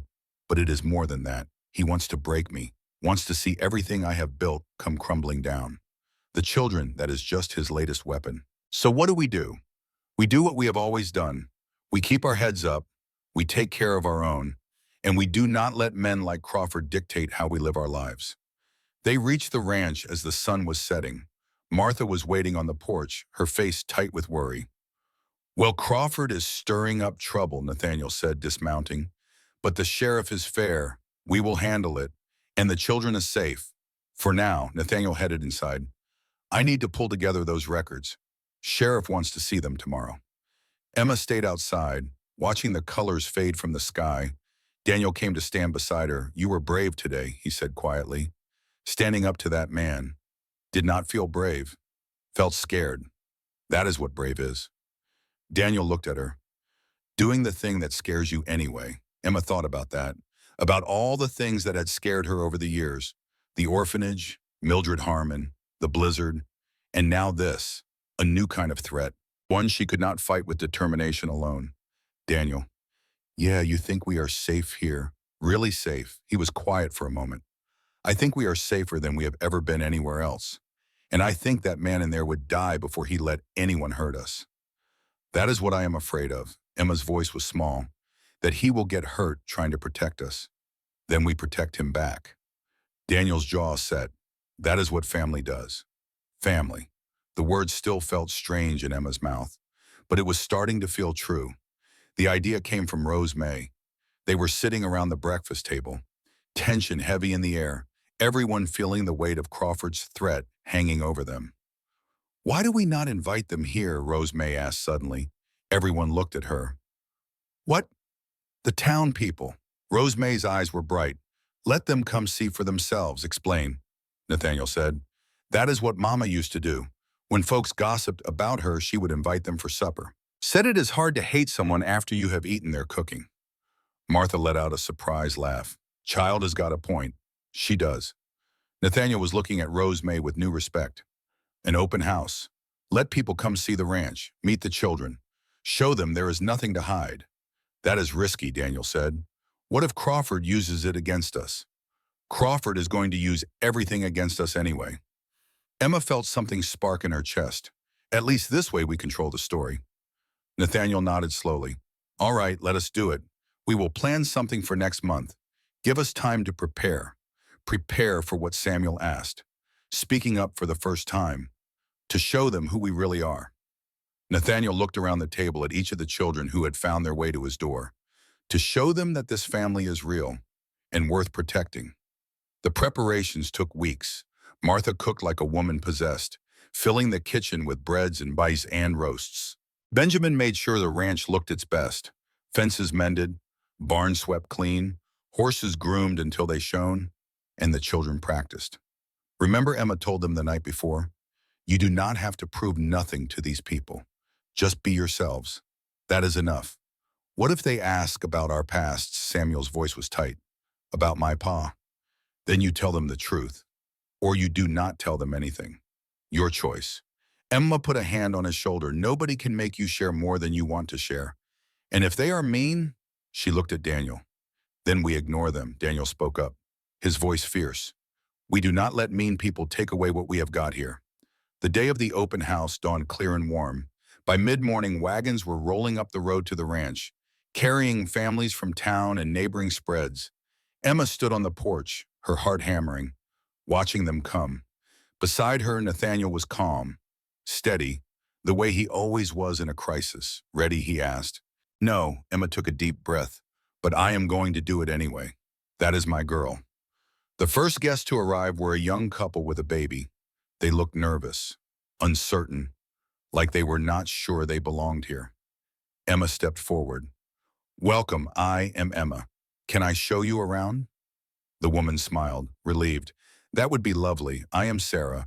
This is my husband, Thomas. Emma led them through the house, showing them the kitchen where Martha was laying out food, the parlor where Rose May was playing piano, badly but enthusiastically, the barn where Daniel was explaining horses to a group of fascinated children. This place is wonderful, Sarah said as they walked. I had heard such terrible things, but this is a home. That is what it is. Emma felt a lump in her throat, a home for people who did not have one. More guests arrived throughout the day. Most were curious. A few were suspicious. But Emma met each one with the same honesty she had shown that day in town. She told her story over and over, watching faces shift from doubt to understanding. You really walked through a blizzard, one woman asked, her eyes wide. With no shoes, Emma held up her hands. Still got the scars. And that man took you in. Just like that, just like that. Emma looked across the yard to where Nathaniel was talking with the sheriff. He did not ask for nothing, did not expect nothing, just gave me a place to be. The woman was quiet for a moment. Then she reached out and squeezed Emma's hand. God bless him, she said softly. And God bless you, child, for surviving. Emma felt tears prick at her eyes. Thank you, ma'am. Crawford came late in the afternoon. Emma saw him ride up, his face set in hard lines, her stomach clenched. But Nathaniel did not turn him away. Instead, he walked out to meet him, his hand extended. Virgil, glad you could make it. Crawford stared at the hand like it was a snake. You think this changes anything? I think it gives you a chance to see the truth for yourself. Nathaniel's voice was calm. Come inside, meet the children, see what we have built here. For a moment, Emma thought Crawford would refuse, but something shifted in his expression. Curiosity, maybe, or calculation. He dismounted. Fine, he said, show me. Nathaniel led him through the house, just as Emma had led the others. Crawford said nothing, his face unreadable. But Emma saw his eyes taking everything in. The happy children, the warm kitchen, the sense of family that filled every room. When they reached the parlor, Rose May was still at the piano, picking out a simple tune with intense concentration. "Who is this?" Crawford asked. "Rose May Carter." Nathaniel's voice was soft. "She came to us 2 months ago. Her and her brother. Their foster family died in a fire." Crawford watched the little girl for a long moment. Something flickered in his expression. Something that almost looked like pain. "She has got her mother's hands," he muttered. "You knew her mother, I knew the Hendersons." Crawford's voice was rough. "Knew they took in strays, did not know it ended like that." He turned away, walking toward the door. "This does not change nothing between us," he said over his shoulder. "But I will leave the children out of it. That is not a fight I am interested in." He left. Emma let out a breath. "What just happened?" she asked. "I do not know." Nathaniel was staring after Crawford. "But I think something shifted. He is still our enemy, but maybe not as much as he was this morning." The open house ended at sunset. As the last guest drove away, the family gathered on the porch, exhausted but triumphant. "We did it," Rose May said, bouncing on her toes. "We showed them. We did." Nathaniel smiled. The first real smile Emma had seen on his face in weeks. "You all did. I am proud of every one of you." Emma looked at her family. This strange, beautiful collection of broken people who had somehow become whole together. Daniel with his protective scowl, Rose May with her endless energy, Samuel with his quiet strength, and Nathaniel, the man who had stopped in a blizzard, who had opened his door to children nobody else wanted, who had given them all a reason to believe. "Thank you," Emma said quietly. Nathaniel turned to look at her. "For what?" "For everything." Emma felt tears sliding down her cheeks, but she did not wipe them away. "For stopping, for seeing me, for building this. I did not build this alone." Nathaniel's voice was rough with emotion. "We built it together. All of us." He put his arm around her shoulders, pulling her close. "That is what family means," he said softly. "Building something together. Something stronger than any of us could be alone." Emma leaned into him, feeling the warmth of his embrace, the solidity of his presence. Family, she thought. For the first time in her life, the word did not feel like a lie. It felt like the truth. That summer brought 2 more children to Thornwood Ranch. Lily Grace was 7 years old, found wandering the main road with no memory of who she was or where she came from. She could not tell them her name, could not tell them where her family was, could not tell them anything at all. The doctor said it was shock. That sometimes the mind protected itself by forgetting the things too painful to remember. Emma held her hand through the first terrible nights when she woke screaming from dreams she could not name. Then came Tobias Jenkins, 9 years old, half Cherokee on his mother's side. His white father had abandoned them years ago, and after his mother died of fever, neither community would claim him. Too Indian for the whites, too white for the Indians. He showed up at the ranch gate one morning with nothing but the clothes on his back, asking if he could work for food. "You do not work for food here," Nathaniel told him. "You just get to eat." 7 children now filled the house. 7 stories of loss and survival. 7 reasons to keep fighting. But standing there in the fading light, none of them saw the rider watching from the ridge above the ranch. None of them knew that in 3 weeks' time, a wagon would arrive carrying a ghost from Emma's past. A brother she had believed was dead, and everything they had built would face its greatest test yet. 3 weeks after the open house on a hot August afternoon, a wagon rolled up the road to Thornwood Ranch carrying a ghost. Emma was in the kitchen helping Martha with the noon meal when she heard the hoofbeats. Slow, deliberate, not the easy rhythm of someone coming home, not the urgent pounding of someone bringing trouble. Something else entirely. She walked to the window, wiped her flour-covered hands on her apron, looked out, and her heart stopped beating. The wagon was driven by a middle-aged man with kind eyes and a preacher's collar. Dust covered his black coat. His horse looked tired from a long journey, but it was not him that made Emma's breath catch in her throat.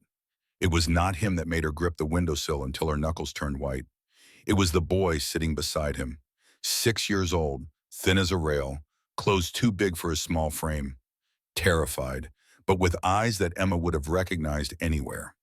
Her father's eyes, her father's chin, the same stubborn set to his jaw that she saw every time she looked in the mirror. "No," she whispered. It could not be. They had told her he was dead. The nuns at St. Agnes had told her that her brother had been adopted by a family heading west, that he had gotten sick on the trail, that he had not survived. She had mourned him, had cried herself to sleep for months, had eventually locked that grief away in a box deep inside her chest because carrying it openly was too heavy, too hard. But now that box was breaking open. William. Emma was out the door before she knew she was moving, down the porch steps, across the yard, her legs moving faster than her mind could process, her heart pounding so hard she could hear it in her ears. The boy looked up as she approached. His eyes went wide, recognition flickering across his small face like lightning across a summer sky. Emma, his voice cracked. Is that really you? She reached the wagon, did not wait for him to climb down, just reached up and pulled him into her arms, held him so tight she could feel his heart beating against her chest, so tight she could feel every bone in his too thin body. Will, oh God, Will, I thought you were dead. They told me you were dead. They told me the same thing about you. He was crying, his small body shaking with sobs. The sisters said you got adopted, said I would never see you again, said you probably forgot all about me. Never. Emma pulled back just far enough to cup his face in her hands. I never forgot you. Not for one single day. I thought about you all the time, wondered where you were, if you were okay, if someone was taking care of you. William's eyes were swimming with tears. I dreamed about you, he whispered. Every night, I dreamed you would come find me, take me away from the mission school. But you never came, and I thought maybe the sisters were right. Maybe you had a new family and did not need me anymore. Emma felt her heart shatter into 1,000 pieces. I always needed you, Will. I just did not know where to find you. The preacher had climbed down from the wagon. He stood a respectful distance away, watching their reunion with soft eyes. You are Emma Whitfield, he asked. Yes. She did not let go of William, could not let go. My name is Reverend Thomas Mitchell. I run a mission school in Missouri. This boy has been asking about you for 3 years, ever since he ended up in my care. He never stopped believing you were alive, never stopped hoping he would find you. Emma felt tears streaming down her face. She did not wipe them away. How did you find me? It was not easy. The Reverend's voice was gentle. The orphanage in Helena had incomplete records. But your brother remembered your father's name, remembered where you were from. I wrote letters, made inquiries. And finally, a few months ago, I heard about a girl named Emma Whitfield who had been taken in by a rancher in the Bitterroot Valley. He smiled. God works in mysterious ways, Miss Whitfield. Sometimes he brings families back together when they least expect it. Nathaniel appeared beside her. Emma had not heard him approach. He looked at William, then at Emma. An understanding dawned in his eyes. This the brother you told me about? Emma nodded. She could not find words. The emotion was too big, too overwhelming. Well then, Nathaniel crouched down to William's level, his knees popping, his face softening in that way it did when he looked at any of the children. Welcome home, William. We have been waiting for you. William looked up at his sister, his eyes red-rimmed but full of hope. A hope that Emma recognized. The same hope she had felt that first night at Thornwood Ranch. The hope of someone who had finally found a place to belong. You live here, Emma. This is your home. This is our home, Emma said softly. Both of ours. Now. She looked at Nathaniel. He nodded, a simple gesture. But it said everything. Another chair at the table, another room in the house, another child saved from the cold. That night after dinner, after introductions, after William had met Daniel and Rose May and Samuel and all the others who had become Emma's family, she sat on the edge of his bed while he fell asleep. She could not stop looking at him, could not believe he was real, could not believe that after all this time, after all the grief and the loss and the believing he was gone forever, her baby brother was here, alive, safe. You are staring, William mumbled, his eyes half closed. I know. I cannot help it. Why? Because I missed you. Emma's voice broke. Every single day for 3 years, I missed you so much it hurt. William reached out and took her hand. His fingers were small, warm, real. I missed you too. I used to dream about you, dreamed that you would come find me and take me away. Dreamed about Papa too, about the way he used to carry me on his shoulders. Emma's throat tightened. I dream about Papa sometimes too. Do you think he knows?" William asked. "That we found each other, I think he knows." Emma squeezed his hand. "I think he has been watching over us this whole time, making sure we would end up okay." William was quiet for a moment. "I am glad I did not give up," he said finally. "The sisters at the mission school, they told me I should stop hoping, that I should accept that you were gone and move on. But I could not. Something inside me just would not let go. I am glad you did not give up either. That is what Whitfields do." William's eyes drifted closed. "We get up. We keep going. We do not quit." Emma felt tears sliding down her cheeks. "When did you get so wise? The sisters taught me lots of things, like how to read, how to do sums, how to forgive. Forgive who? Everyone. Mama for dying, Papa for dying, the people who separated us." He squeezed her hand. "Even myself, for not being strong enough to find you sooner." Emma bent down and kissed his forehead. "You are the strongest person I know, Will. You always were." She sat there long after he fell asleep, holding his hand, watching him breathe, marveling at the miracle of his existence. 7 children now. 4 boys, 3 girls, a family built not from blood but from choice, and 2 Whitfields reunited at last. For the first time in her life, Emma felt complete. The next morning, William woke early. Emma found him standing at the window of his room looking out at the mountains. "It is real," he said when he heard her footsteps. "I was afraid I would wake up and it would all be a dream, that I would still be at the mission school, that you would still be It is real." Emma came to stand beside him. "I am real. This place is real. And you are never going back to that mission school." William turned to look at her. "Promise, I promise. Cross my heart." Emma made the gesture they used to make as children, the one their father had taught them. "You are home now, Will. For good." They spent the day together. Emma showed him the ranch, the barns and the pastures, the horses and the cattle, the big house with all its rooms, the oak tree on the hill where Catherine and Lily were buried. "Who were they?" William asked, looking at the headstones. "Nathaniel's wife and daughter." Emma's voice was soft. "They died before I came here, but they are part of why this place exists, part of why Nathaniel takes in children like us." William was quiet for a moment. "He seems like a good man. He is the best man I have ever known. Besides Papa." William nodded slowly. "I think Papa would have liked him." "I think so too." That night at dinner, William sat between Emma and Rose May. He ate slowly, carefully, like he was still not sure the food would not be taken away. But as the meal went on, as the laughter and conversation flowed around him, Emma watched him relax, watched him start to believe that this was real. After dinner, Daniel taught him how to play checkers. Samuel showed him the carved wooden animals he had been making. Rose May played a song on the piano badly but enthusiastically, and William laughed. Actually laughed. It was the most beautiful sound Emma had ever heard. "You did good," Nathaniel said quietly, appearing beside her.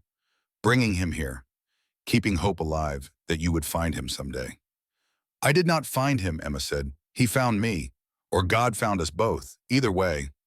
Nathaniel put a hand on her shoulder. "Your family is complete now." Emma looked at her brother, at her sisters and brothers, at the man who had saved her life. "It is," she said. "It finally is.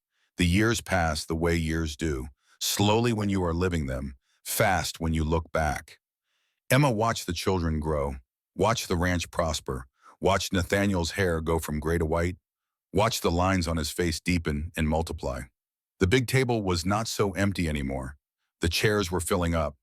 The house was full of noise and laughter and the sound of children arguing over whose turn it was to feed the horses. Emma was 15 when she first noticed something was wrong with Nathaniel. It started with a cough. "Just a cough," he insisted, waving away Martha's concern. "Nothing to worry about." But Emma saw the truth he tried to hide. The way he moved slower, the way he tired easier, the way he sometimes stopped in the middle of a sentence like he had forgotten what he was saying. The way he would grip the porch railing when he thought no one was looking, steadying himself against a weakness he refused to acknowledge.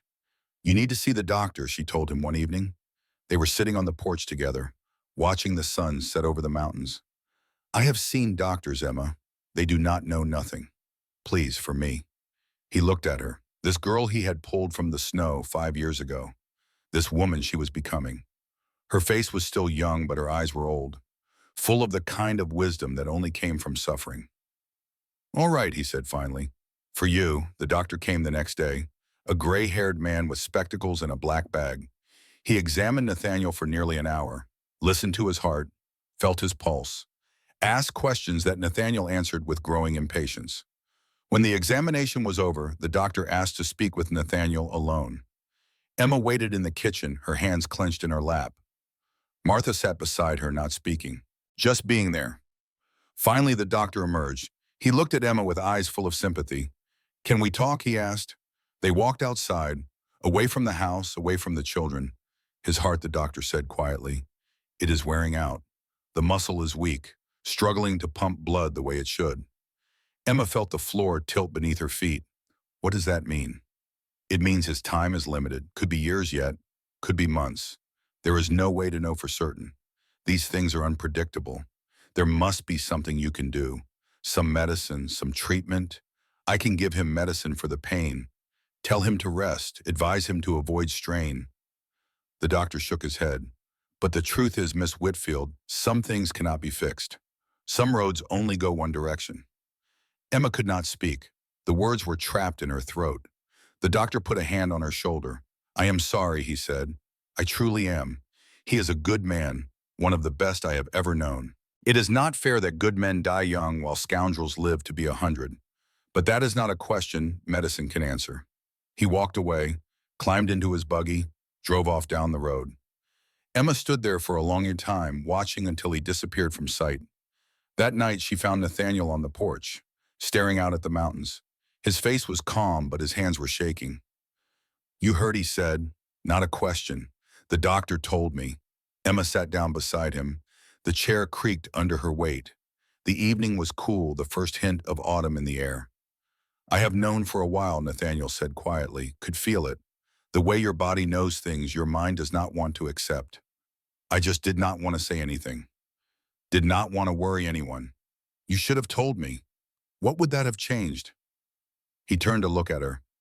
I am still dying, Emma. Telling you sooner would not have fixed that. But I could have. What saved me? Nathaniel smiled. A sad, gentle smile. That is not how this works, child. You cannot save everyone, no matter how much you want to, no matter how hard you try. Emma felt tears burning in her eyes. You saved me, and you saved me right back. That is the thing about salvation, Emma. It is not a one-way street. It goes both directions. He reached out and took her hand. His fingers were thinner than they used to be, the skin papery and fragile. I have lived a good life, he said, a meaningful life, longer than most men get, and I have spent the last 5 years doing something that matters, building something that will last. That is more than most people can say. But I am not ready. Emma's voice cracked. I am not ready for you to go. Nobody is ever ready. Not really. Nathaniel squeezed her hand. But you are stronger than you know. You have been running this ranch alongside me for years now. You know the land, you know the animals, you know the business, most importantly, you know the children. He paused. You know what this place is really about. I do not know if I can do it without you. You can. Nathaniel's voice was firm. I have watched you, Emma, watched you grow from a scared little girl into a remarkable young woman. You have a gift for seeing broken things and making them whole, a gift for finding the light in the darkness. He looked at her, his eyes wet but steady. I've found you in a blizzard, Emma, half dead and all alone. And you have spent every day since then proving that stopping for you was the best decision I ever made. Emma could not speak. The tears were falling too fast. Promise me something, Nathaniel said. Anything. Promise me you will keep going. After I am gone. Promise me you will keep this place running. Keep taking in children who need a home. Keep building the family we started. I promise. And promise me one more thing. What promise me you will remember every single day that you were worth saving. Nathaniel's voice was fierce. That is the most important thing. All those years ago when you were standing in that snow convinced you were worthless, convinced nobody would ever want you, you were wrong. You were worth saving then. You are worth everything now. Emma threw her arms around him, held him tight, the way he had held her that first night when she was frozen and broken and barely alive. I love you, she whispered. Papa, I love you so much. I love you too, daughter. More than I could ever say. Crawford came to visit on a gray afternoon in late autumn. Emma met him at the gate, her back straight, her eyes hard.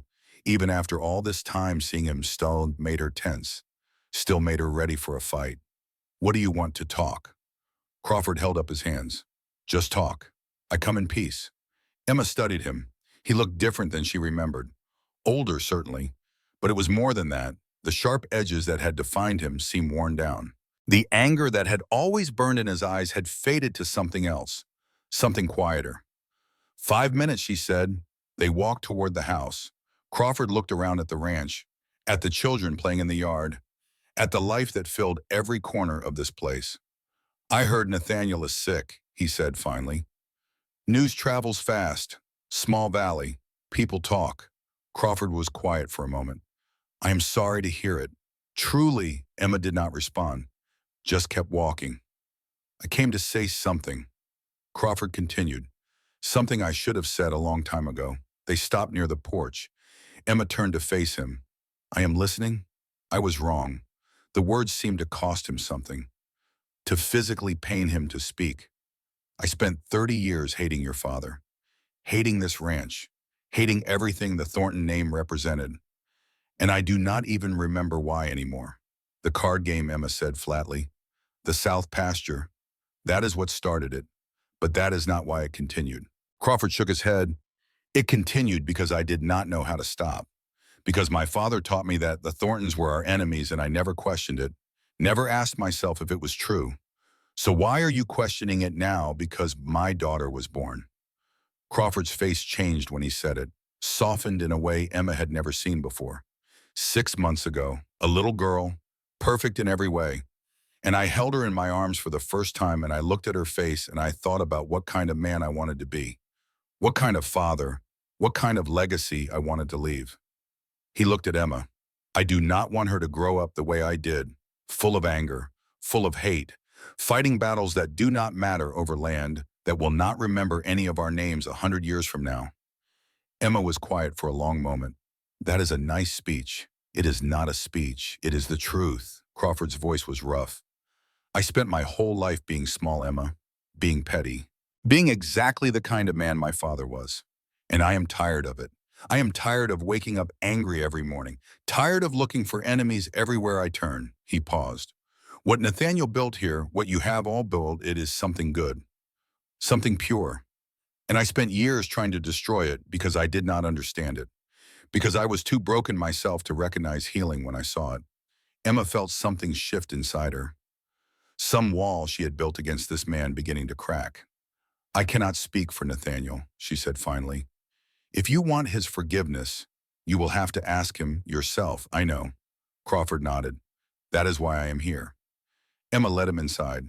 Nathaniel was in the parlor, propped up in his favorite chair by the window, a blanket across his legs. He looked frail in a way he never had before, diminished, but his eyes were still sharp when they landed on Crawford. Virgil, Nathaniel. Crawford stood awkwardly, his hat in his hands, looking for all the world like a schoolboy called before the headmaster. I came to say something. Then say it. I am sorry. The words hung in the air, simple, stark, carrying the weight of 30 years of conflict.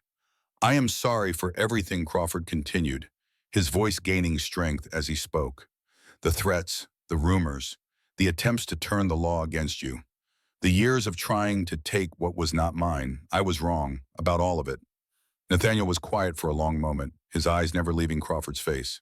You know what Catherine used to say, he asked finally. My wife, no. She used to say that grudges were like drinking poison and expecting the other person to die. Said the only person they hurt was the one holding them. She sounds like she was wise. She was the wisest person I ever knew. Nathaniel's voice was soft. I miss her every day. I'm sorry about her too, Crawford said. About her and Lily. About all the loss you have carried. Nathaniel looked around the room, at the children gathered in the doorway. Daniel and Rose May and Samuel and William and all the others. At the life that had filled his empty house. That is the thing about loss, he said. It can break you, or it can teach you. I spent a long time broken. After Catherine died, after Lily died, I thought I would never be whole again. He paused. But then I found a little girl standing in a blizzard, and she taught me that healing was still possible, that building something new was the only way to honor what you had lost. Crawford's eyes were wet. I want to build something new, he said. I do not want to fight anymore. I do not want my daughter to inherit my hatred. Nathaniel was quiet for a moment. Then he held out his hand. Then I forgive you, Virgil, for all of it. Crawford took his hand, held it. Thank you, he whispered. Do not thank me. Just do better. Be the kind of man your daughter can be proud of. I will try. Trying is all any of us can do. Nathaniel died on a quiet morning in early December, snow falling softly outside his window. His family gathered around his bed. Emma held his hand through the last hours, watching his breathing slow, watching the tension ease from his face, watching him let go of this world and reach for the next. The children had taken turns sitting with him through the night, reading to him, telling him stories about their days. Rose May had played piano for him one last time. William had drawn a picture and pinned it to the wall where he could see it. A picture of a house with a big family standing in front. A picture of Thornwood Ranch. Daniel and Samuel had handled the ranch work so Emma could stay by Nathaniel's side. They moved quietly, efficiently, already stepping into the roles they would carry for the rest of their lives. Martha had made his favorite soup even though he could barely eat anymore. Benjamin had brought flowers from the greenhouse. Winter blooms that had no business surviving the cold but somehow did anyway. In the end, only Emma was with him. The others had stepped out just for a moment to stretch their legs and wipe their eyes. And in that quiet moment, Nathaniel opened his eyes one last time. Emma, I am here. I am right here. Worth saving. His voice was barely a whisper. Always. Worth saving, I know. Emma squeezed his hand. You taught me that? A smile crossed his face. Peaceful. Content. That is my girl. Then he was gone. Emma sat there for a long time afterward, holding his hand, watching the snow fall outside the window, feeling the weight of everything that had changed and everything that would never change. When Martha finally came back in, Emma looked up at her with dry eyes. He is gone. Martha nodded. Her own eyes were wet, but her voice was steady. I know. What do we do now? Martha looked at her, this girl who had become a woman in this house, this orphan who had become a leader. We do what he would want us to do. We keep going. We take care of each other. We honor his memory by living the way he taught us to live. Emma nodded slowly. Okay. She stood up, let go of Nathaniel's hand, walked to the door. The children were gathered in the hallway, all of them, waiting, their faces pale with grief. Emma looked at each of them in turn. Daniel, Rose May, Samuel, William, Lily Grace, Tobias, her family, her responsibility now. He is gone, she said. Her voice was steady. She would not let it break. Not now, not when they needed her to be strong. But we are still here, and we are going to keep going, because that is what he would want. That is what he taught us. She took a breath. This family does not end today. It continues. And it is going to continue for as long as any of us are alive to continue it. She held out her hands. Who is with me? Daniel stepped forward first, took her hand. I am. Then Rose May. Me too. Then Samuel. Then William. Then Lily Grace. Then Tobias. One by one they gathered around her, holding hands, forming a circle. Then that is what we are going to do, Emma said. We are going to bury him proper. We are going to mourn him proper. And then we are going to get up the next morning and do the work he started. She looked around the circle. Together. They buried him beneath the old oak tree on the hill overlooking the ranch, next to Catherine, next to Lily, the three of them together again at last. Emma stood at the grave with her brothers and sisters around her. The snow was falling harder now, blanketing the world in white, making everything clean and new. She spoke the words she had been preparing for months. Nathaniel Thornton was the best man I ever knew. He found me when I was lost. He took me in when I was broken. He gave me everything, a home, a family, a purpose, a reason to believe that life could be good again. Her voice cracked, but she kept going. He taught me that family is not about blood. It is about choice. It is about showing up for each other day after day. It is about building something together that is stronger than any one person could build alone. She looked at the children gathered around her family, her responsibility now. This ranch will go on. This family will go on. And Nathaniel Thornton's memory will live in every acre of this land, every child who finds their way to our door, every act of kindness done in his name. She placed a single flower on the grave, a winter rose somehow blooming despite the cold. Rest now, Papa. You have earned it. Emma ran the ranch for the next 45 years. She was 17 when Nathaniel died. 17 years old and responsible for hundreds of acres of land, a dozen employees, and 7 orphan children who depended on her for everything. People said she was too young, too inexperienced, too fragile. They said the ranch would fail within a year, that she would have to sell, that the children would be scattered to the winds. Sheriff Dalton came to visit a week after the funeral. His face was kind but worried. Miss Whitfield, I feel I should tell you. There are people in town talking about what happens to this place now. Some of them think you ought to sell. Take the money and start fresh somewhere else. Emma stood on the porch, her back straight, her chin high. What do you think, Sheriff? He looked at her for a long moment. I think Nathaniel Thornton saw something in you, something special, and I think he was usually right about people. Then you have your answer. She did not sell. Instead, she worked 16 hours a day, 7 days a week, learning the parts of the business Nathaniel had handled alone, negotiating with cattle buyers, managing accounts, making decisions that would affect dozens of lives. She made mistakes. Of course she did. She was 17 years old and learning as she went, but she learned fast. And she never made the same mistake twice. Within a year, the ranch was not just surviving, it was thriving. The cattle sold for higher prices than they had in years. The crops came in strong, and the children, all of them, had a roof over their heads and food in their bellies. Crawford came to visit on the first anniversary of Nathaniel's death. Emma met him at the gate, uncertain what to expect. I heard what you have done here, he said, what you have accomplished. Emma did not respond, just waited. I wanted to say that I am impressed, and that I am sorry I ever doubted you. Or him. He held out his hand.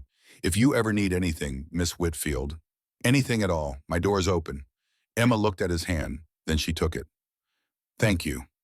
That meant more to her than she had expected, not because she needed Crawford's approval, but because it showed that people could change, that enemies could become allies, that the world was not as fixed and hopeless as it sometimes seemed. She took in more children, 10 in the first year, 20 in the second, until the big house was overflowing and they had to build more cabins. Until Thornwood Ranch was not just a home but a village, a community, a beacon of hope for every lost and abandoned child in 3 counties. Daniel became her right hand, her foreman. He married Sarah from town, the woman who had visited during the open house all those years ago.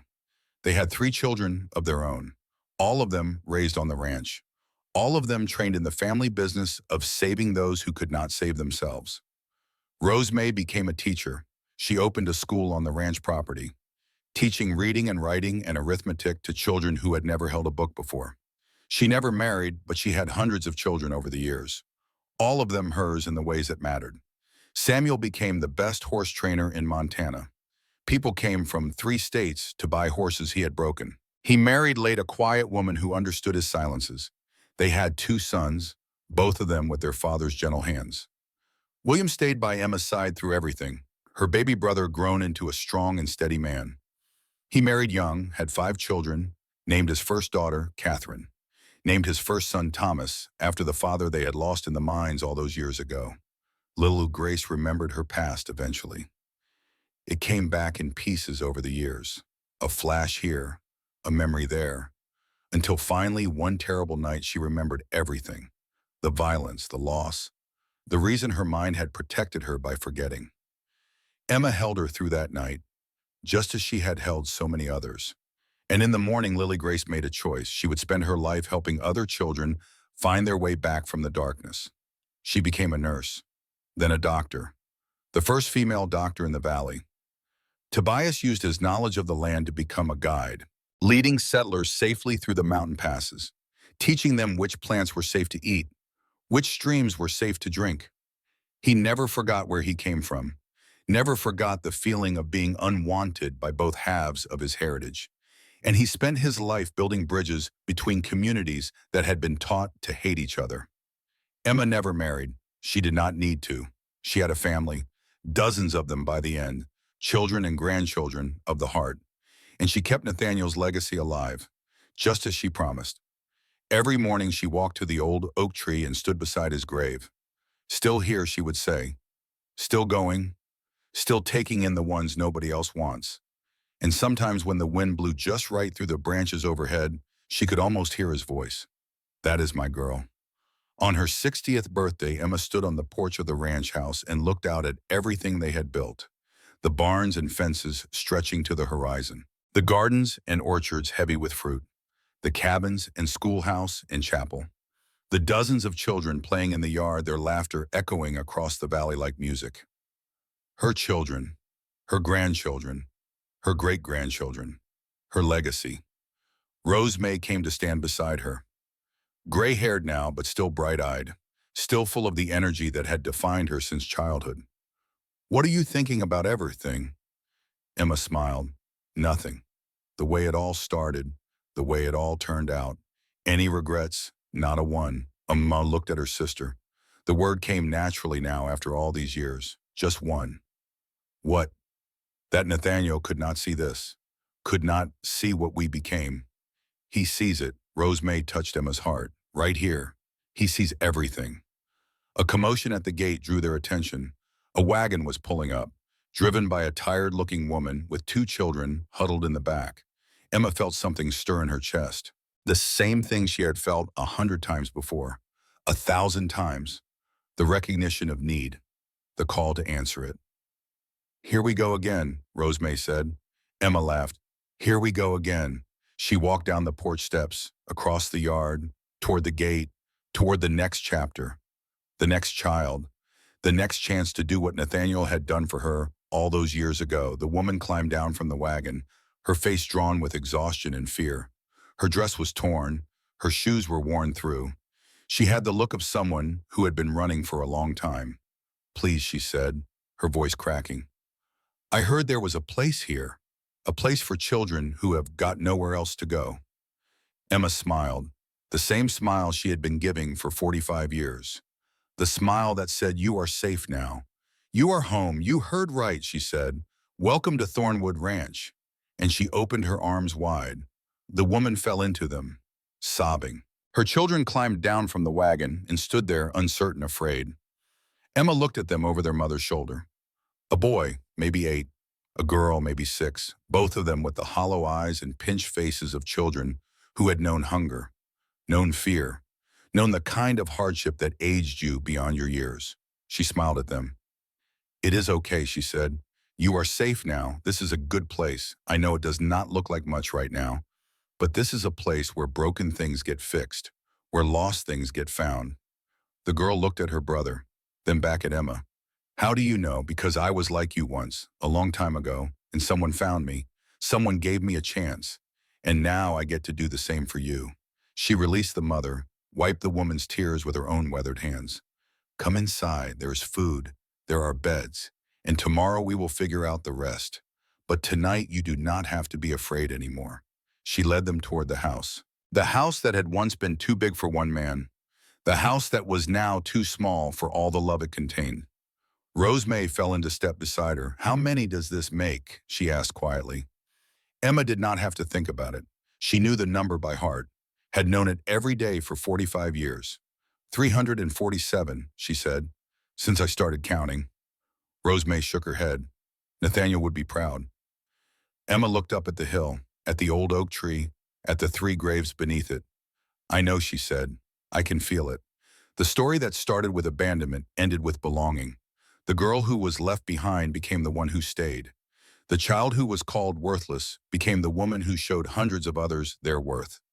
Emma Whitfield Thornton lived for 30 more years. She saw 5 generations of children come through the ranch. She saw the valley change, the world change.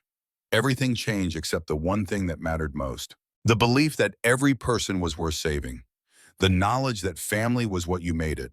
The truth that love, real love, never died. It just grew and spread and multiplied until it touched every life it encountered, changing them all. making them better, making them whole. That was Nathaniel's legacy. That was Emma's legacy. That was the legacy of every broken child who ever walked through the gates of Thornwood Ranch and found something they never expected to find. Home. Real home. The kind that lasted forever. And somewhere beyond the mountains and the sky and the setting sun, Thomas Whitfield smiled down at his daughter. You were always something special, Emma girl, I always knew.